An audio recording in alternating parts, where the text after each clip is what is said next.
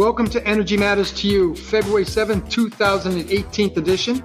The Energy Matters to You podcast is a communication platform that features technologies and thought leaders working to advance energy efficiency. The Energy Matters to You podcast seek to connect buyers with sellers so that practical, cost-effective energy efficiency and sustainable energy solutions continue to gain market traction.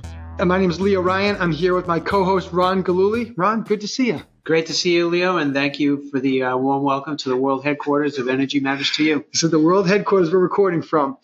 So we've got a really interesting guest today to talk about a really hot topic in Massachusetts, and that is energy usage in the cannabis industry. So as you know, Massachusetts is one of a handful of states that have passed legislation to allow for the use of medical marijuana and the growth within the state.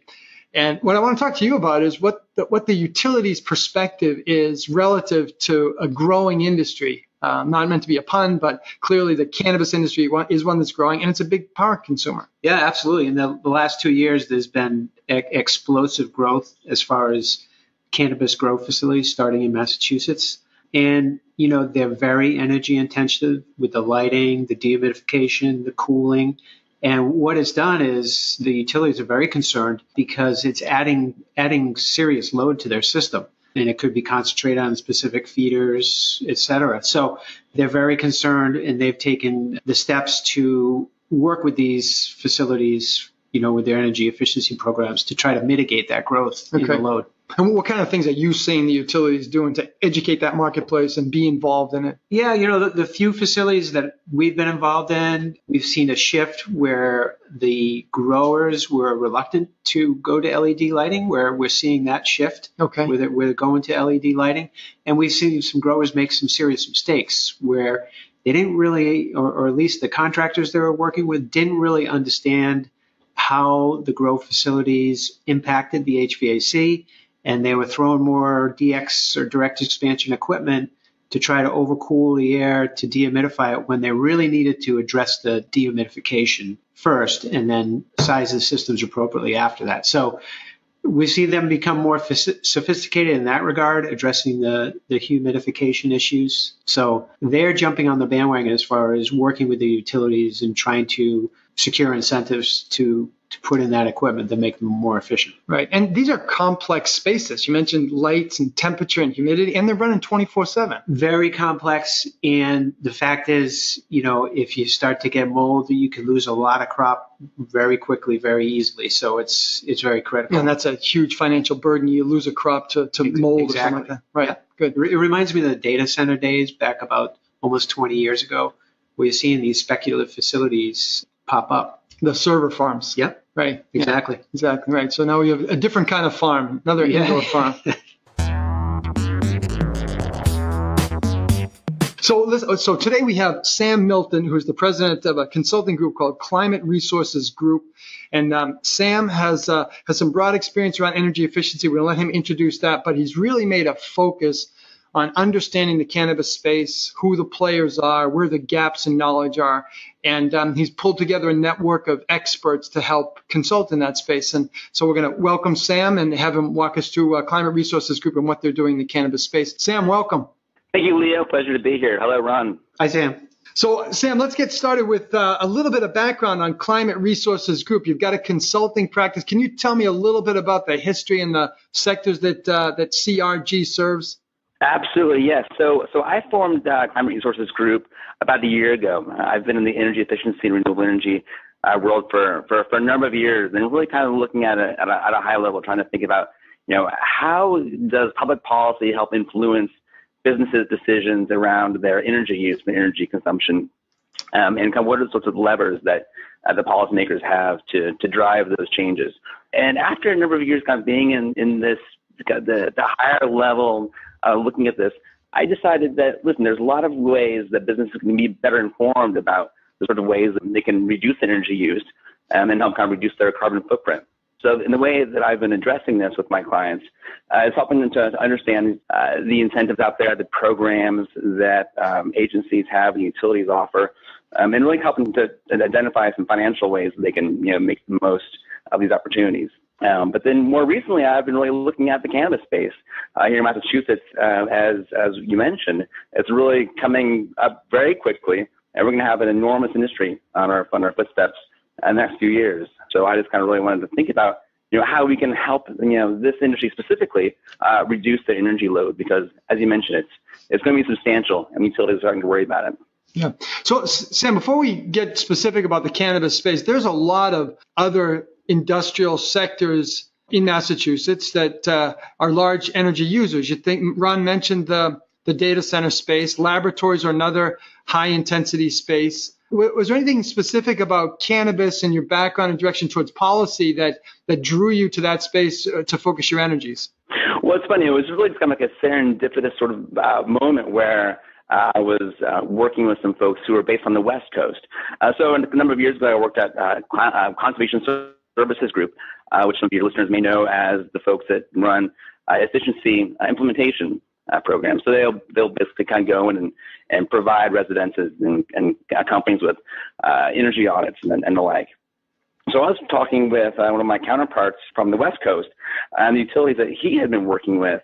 Have been dealing with this load from indoor farming for a number of years, and they were really starting to see, some of the practical impacts of this industry, affecting their load and their distribution network. And it's something that they were worried about. And so we started talking, and it became clear that out here we even have a more serious issue to deal with because there probably will be more dispensaries. We're going to see have more impact on the grid because our grid is more fragile. We have a higher carbon footprint, higher carbon intensity rather in our grid. Out west, there's a lot of hydropower. Out here, we have more natural gas and fossil fuels. And so it was really just kind of it was a meeting of the minds where we kind of realized that there's a real opportunity here to help kind of make this industry as green as possible, and to help people to be competitive. Okay, good. Let's go back just a little bit to that your West Coast contacts and that serendipitous conversation that had you focusing in this area. Specifically, what were your folks saying about the impact to the load? How significant was it? What kind of impacts were they seeing? And then, were there any early learnings that they had that you wanted to see implemented here in Massachusetts? Well, I think the biggest issue that they were finding was that there was a stress on the distribution network, and that there was competition for space on that grid, and that was causing really premature need to upgrade their infrastructure, which can be very costly, and they weren't quite sure kind of how to divide the cost, and the planning around this load wasn't happening. So I think the utilities kind of really want to be more in front of this, and it's a delicate dance, right? Because utilities, they understand that federally, the cultivation of marijuana in particular is not legal. So they're they're reluctant to fully engage the sector. Right. Yet at the same time, they really need to understand the unique characteristics of the market, and kind of what growers are looking for, and how they're making decisions around their energy consumption. So there's a lot of learning that still needs to be done. And I think one of the things that West Coast utilities are learning is that it makes a lot of sense to kind of really get as much data as possible around the sector. And we haven't done that out here as much because I think our utilities are still kind of figuring out, how to engage the sector. But I think that data acquisition piece is really important. And we're going to be seeing that, I think, coming up very soon. Right. Yeah, and that data acquisition can help planners, the utilities in particular, reduce or redirect the stress that's experienced on the load. Now, Ron, you've had a lot of experience with the utility dealing specifically with stresses in distribution and the prospect of rolling brownouts. What are the particular issues that a grower or an owner of a facility might need to be familiar with or understand before siting and operating a facility? Well, one of the questions they need to ask the utility is, is there a specific capacity where I want to build that facility or renovate that facility to accommodate a grow facility? So, that is a key question. And sometimes you don't get a lot of good feedback from the utility when you ask that question. They'll say, well, I need you to submit service requests with all the loads. And then, if the system needs to be upgraded, we'll give you a price. Well, it's kind of a catch-22 situation where you kind of need that price to help you evaluate where the best site will be so that you can minimize your costs as far as the utility end. So it's a critical question. A lot of times, if you know someone on the inside, they might be able to tell you right off, there's some capacity on that feeder to accommodate, X amount of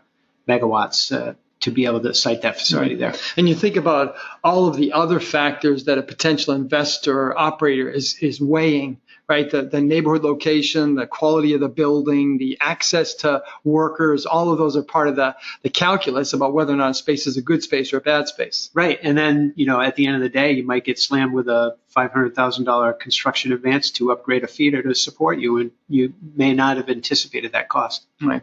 So, Sam, that's a challenge that not only cannabis growers face, but anybody operating a large energy consuming facility. Sam, why don't you talk to us a little bit about the unique challenges that growers face in this marketplace? No, that's absolutely right. And like you said, Leo, they are facing a lot of these same challenges that high energy consumers do experience. And the thing is that they're typically they're not thinking about energy consumption generally as a part of their operation. They know that energy is an input in terms of their production process. They're effectively recreating the sun indoors, and in conventional kind of indoor grow operations. We are seeing more and more movement towards greenhouses, but for the moment, let's stick with the indoor warehouse style. Right. Operations. So so they're not kind of thinking about the energy costs. They're not really thinking about energy use. And as you mentioned, they're not always thinking about even if their ideal site has access to power. As you mentioned, Ron, this can be a costly and unexpected surprise, and it happens a lot. I think education is really a really important piece of the puzzle here for growers to really make sure that they understand kind of the implications of what it means to have a facility that has the energy use intensity of a data center, because it really does create some unique problems that the other commercial industrial operations don't have. And and it's not just on the infrastructure side, but in terms of kind of how their business operates and how profitable it is. You're talking about an industry kind of where half of the cost of their product is embedded in the energy they purchase and that they use. So as their prices for the product goes down, which it will be as the market gets more saturated with product, they're going to see a greater portion of their cost be taken up by energy. So it really makes a lot of sense for them to be focusing on energy costs upfront, while they're developing the facilities, while they're speccing out their equipment, and while they're developing their plan for the facility. So Sam, in your conversations with owners, operators of the facilities, how important is energy in the list of things they worry about? You mentioned that as a percentage of the crop's sale, half of it is tied up in energy. I mean, that's a big number. So does this have their attention as an area they should focus on?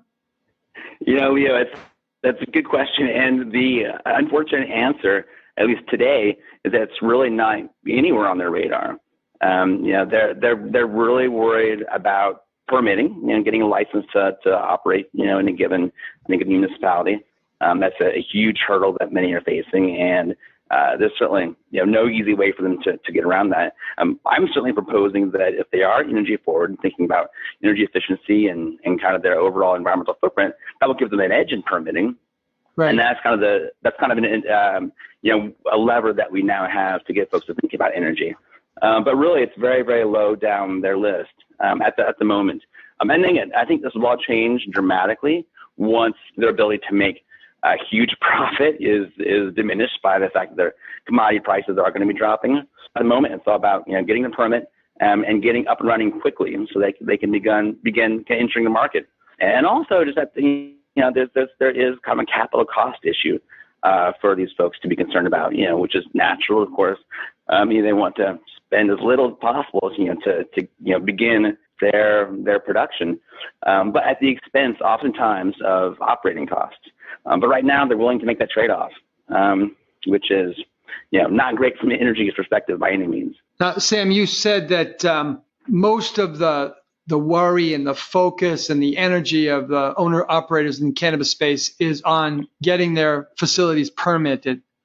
And you'd mentioned that maybe having a focus on energy efficiency and demonstrating that their site is going to be more efficient than someone else who's applying for a permit, or that it fits within the utilities distribution capacity. Is there anything on the state right now that would give a better operating facility from an energy standpoint an edge in the permitting process? Well, it's all in the process of being developed. So right now, as of February 7th, 2018, the regulations are being written. And in about a month's time, the Cannabis Control Commission, which is the state authority that is charged with creating regulations for this industry, they will be announcing the final regulations, and that's what they'll be proposing to the legislature. And right now there are some signals that the Cannabis Control Commission is putting out there to get people to think about energy efficiency. There's a voluntary standard that growers can achieve if they're going above and beyond, and that may or may not help. And there's language in the bill, thankfully, that directs the CCC to develop standards for resource efficiency for facilities. So right now, it has yet to be seen kind of what the standards look like. They could be, in name only and fairly meaningless. Or I'm certainly hoping that they do provide a true signal for growers to say, listen, it's important to the state that we have efficient facilities. It's important to our regional grid that we have facilities that are efficient and don't use more energy than they absolutely need to. So in order to be compliant with the law, we'll have to have a certain percentage of green power, perhaps, or a certain standard for the sorts of equipment and technology that's in place. But the real problem right now that I think that the policymakers are facing as they think about how to do this is that there is just so little data right now around the energy impact of a facility. There's anecdotal evidence that these are very energy intensive, which I think most people would agree with, but actual real world data is so lacking that really is kind of holding back a deeper engagement around the energy efficiency piece. And we're seeing this in California, where I think there's a general will to have energy efficiency standards for facilities, but the data piece is really lacking. So I've been working hard with the organization called the Resource Innovation Institute. Say that again, which is based out the Resource Innovation Institute. Resource Innovations Institute. Okay. Yep. And it's a nonprofit group based in Portland, Oregon. But Climate Resources Group is the New England ambassador. So what we've been doing is developing a tool that will enable cultivators to input energy data around their energy consumption and also other characteristics about their grow operation, so they can get a better sense of how they compare to their peers. And the idea is that after a few months or a year or two, we'll have a critical mass of data that can really inform policymakers moving forward around kind of what specifically are the sorts of interventions and measures that make sense to make these facilities as efficient as possible. So, Sam, you mentioned that there's bill language that's being developed by the Cannabis Control Commission, and that aspirationally there's an element related to energy efficiency in there. And I wanted to get from you, Ron, what do you think the utilities' role could or would be in this kind of policy or directive related to the cannabis industry and energy usage? Sure. In California, I think they're seeing about a 3% impact. So, if you take that 3% impact and apply it to Massachusetts, the energy efficiency targets, I believe, are 2.5 to 3% of the revenue. So it completely negates what they've been doing. So it has a big impact on the energy efficiency and grid planning and the growth of the local infrastructure. Right. So you have the Cannabis Control Commission putting together regulations and policy directives that they're much broader than energy. And what I'm trying to figure out is, will the utility likely step in and comment on this and participate in the the CCC's establishment of regulations? I'm not sure, but I would think so. Yeah. I think they should be a big part of that because they're going to have an impact on, where these facilities could potentially be sited, as well as impact as far as how they're built and to what energy intensity. Got it. Sam, who are the people that are going to weigh in and direct the Cannabis Control Commission's policies? No, I was about to mention that the law does specify the creation of this energy and environment working group for the cannabis kind of industry, and that group hasn't been formed yet, as far as I know. But the law says that it needs to be represented by folks from the DOER, the Department of Energy Resources, the Department of Environmental Protection, and the Department of Agricultural Resources.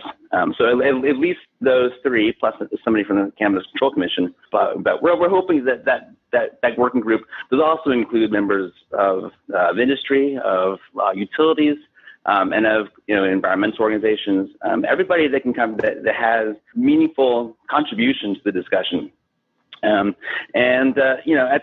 this point, as far as I know, it hasn't been formed. It's just a little bit discouraging given the short timeline that is still left for the commission to come up with these regulations. But certainly it's my intention, when this group is formed, to fully engage them around these issues and to make sure that really they understand that the state has a statutory obligation to be energy efficient and to reduce its carbon footprint, its carbon emissions. And in this industry really does represent, maybe a threat isn't the right word, but it really represents an opportunity to get in front of these regulations and make sure that really, it does not have a dangerous, impact on these goals of the state. Well, Sam, no doubt we could keep this conversation going for quite a long time, but we do try to keep it within a 15 to 20 minute format. So let me just ask you this. What are you going to be working on near term? And who are the people that you'd like to connect with through Climate Resources Group? Or if there's listeners who want to be involved in impacting the cannabis industry's energy utilization policies, give us some responses to those. Sure, absolutely. So first thing, I think we're seeing a lot of new companies and new organizations, coming into Massachusetts and wanting to participate in the market, which makes a lot of sense. There's a lot of money here, and it's just there's an attraction to the state in that regard.